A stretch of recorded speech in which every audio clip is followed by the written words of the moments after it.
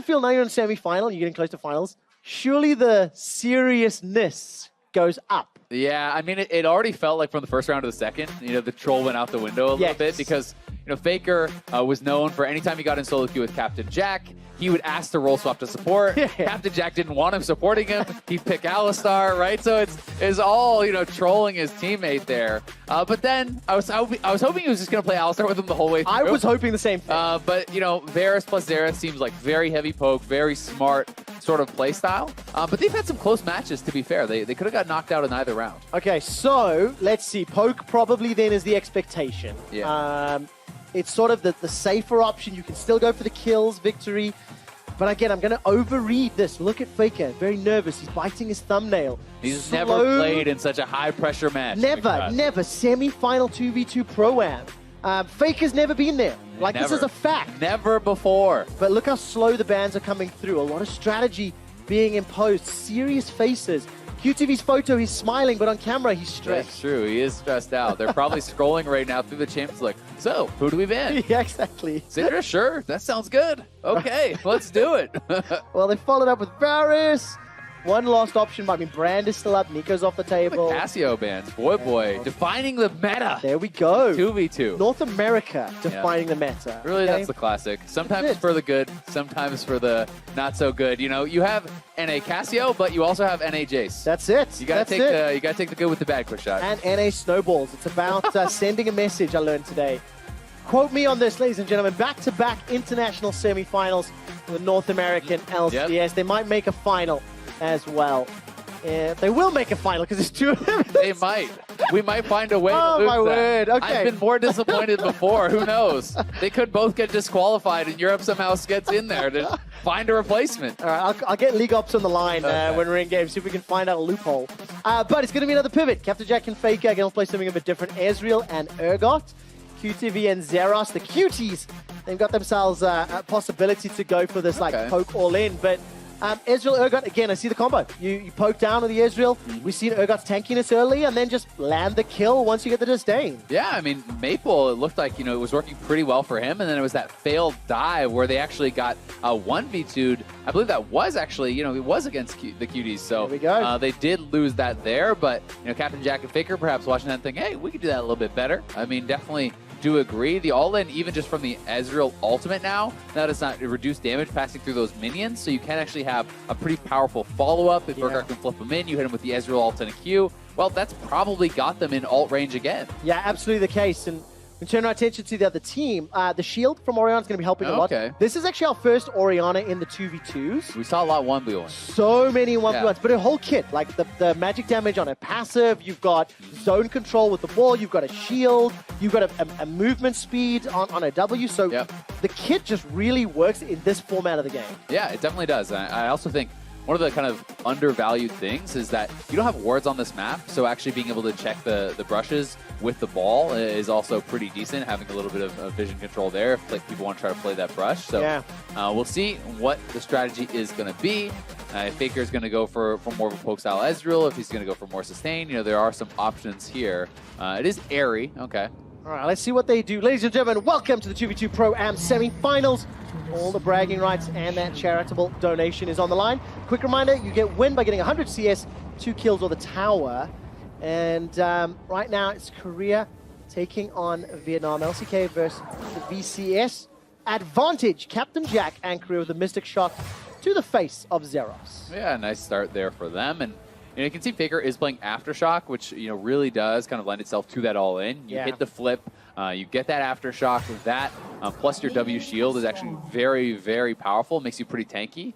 And they should have a really strong all-in, especially if Captain Jack is hitting a lot of these Qs as he has been so far. Well, Captain Jack and Faker have already got themselves a couple of Mystic shots. Decent start to this game. The Biscuits, again, we're seeing them so frequently again. It just fits everything that you want from this map. I mean, it's guaranteed sustain, right? Yeah. And it's also, if you're getting poked out, hey, that pops up. Maybe you don't have to base at a bad time. Maybe you're not going to fall behind in the farm. So certainly I think it is the best secondary.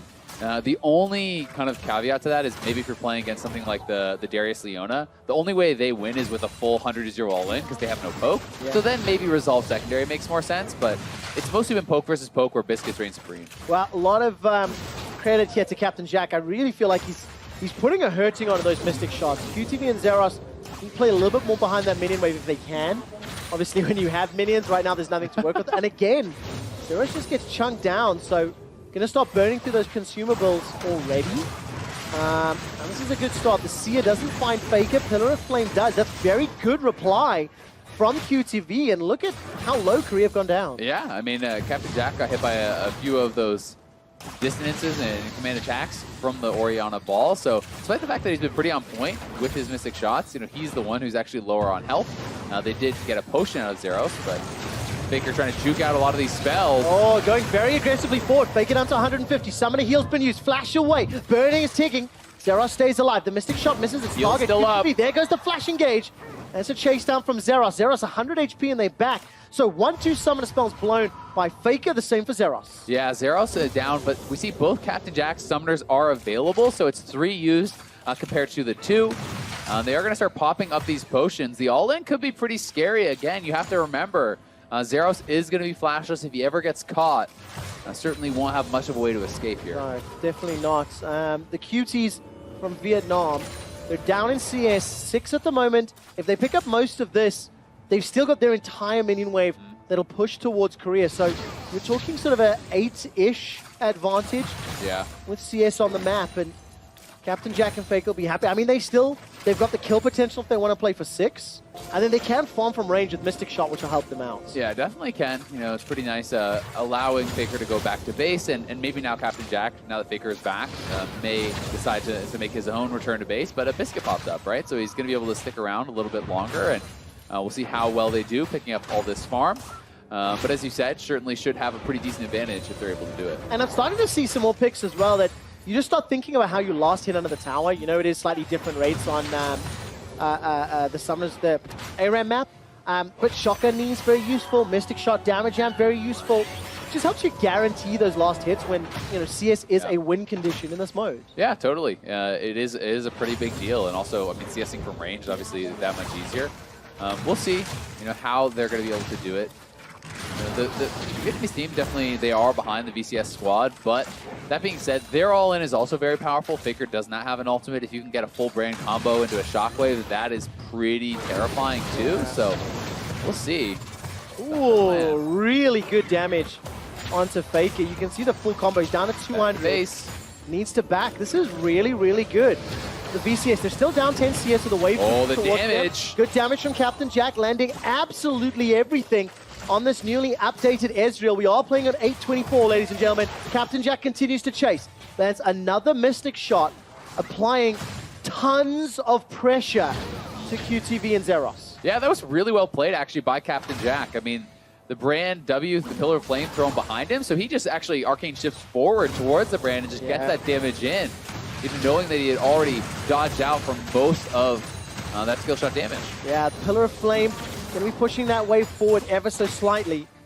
And now Captain Jack can just shoot fish in a barrel. Sit all the way back, use those Mystic shots, and just really, really be annoying to QTV and Zeros. And Korea just playing with the lead again. They've been very controlled in both of their previous 2v2s. Yeah, they really have. Playing it out pretty intelligently. No potions remaining on this VCS squad, so the LCK team certainly going to be looking to keep them round if they can. Captain Jack could actually set up a freeze if they want, but looks like the option is going to be to push, and they're just kind of playing this interesting game where, I don't know, they're going to go for the freeze now with the cannon. Yeah. But since it is kind of like the offset cannon wave, sometimes it does mess it up. They should have it regardless, but Faker and Captain Jack are essentially just taking turns farming and then basing. Like, Faker comes out, he tries to poke, he takes some damage, he goes back, Ezreal farms, then Faker gets back, Ezreal goes back to base, and they're just kind of rotating through where the VCS team is doing more of these kind of synced bases, and they end up missing more CS as a result. Well, let's talk about the buys. QTV and Zeros, they've come back with boots, potions, they've got double Doran's rings. There's no boots on the side of Captain Jack and Faker. So if Captain Faker are a little overextended, the additional boots and the additional all-in as we get to 6 could be the difference maker. Definitely could. I mean, if you could dodge out a skill shot, if Faker can't close the gap, that's a really big deal. Yeah. Faker is now 6. Both Brandon and Oriana are sitting at 6, so we're kind of just waiting for Captain Jack here. And then if they can find it, we could see them go. And Faker trying to close the gap. Oh, stepping forward, that pillar of flame. Again, the threat, if you step into it, Yep. the follow-up, now that Pyroclasm is available and the Shockwave. And look at Captain Jack and Faker. They're respecting the Q, they're respecting their command attack. 63 CS to 53. It's still Korea in control, so it's up to Vietnam to make a play. They've got a big wave to push, but if they want to win and have that advantage, they need to push back on the CS, Azael. Yeah, Captain Jack not able to hit with the ultimate there, but you can see the VCS team is trying to... Oh, nicely done by Captain Jack, caught by the Shockwave though. Shockwave comes back, Pyroclasm starts to bounce, the Fear Beyond Death is flashed away from it, Faker doesn't care, lands a disdain, Zeros goes down with 0 HP. Now QTV is trying to get the kill, the burst of the bomb, not enough to kill Faker yet. Flash is already used, continues to chase, QTV needs to land the skill shots, and Korea, they've escaped for now. Seer is available for QTV, but he will not find an opportune target. Flash, disdain, the shield, QTV's down. Captain Faker advanced to the finals. So well done there. Faker still had the flash. He finds the brand, but that was close to being another 1v2 turnaround from this VCS squad. They were able to do it